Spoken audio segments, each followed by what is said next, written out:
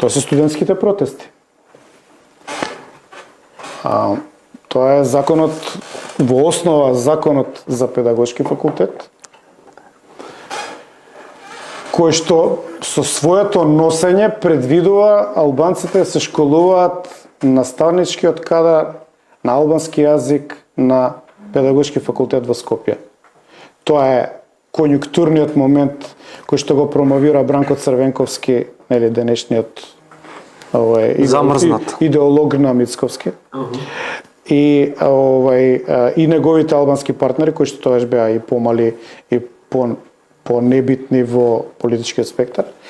Значи, но агендата ја има и таа 97 година. Значи, јас со една студентска структура, Мирјана Китановска, Димитар Димовски, уште една екипа таму од педагошки факултет, застанавме на позиција и денеска сум убеден дека е исправна позицијата, не отстапувам.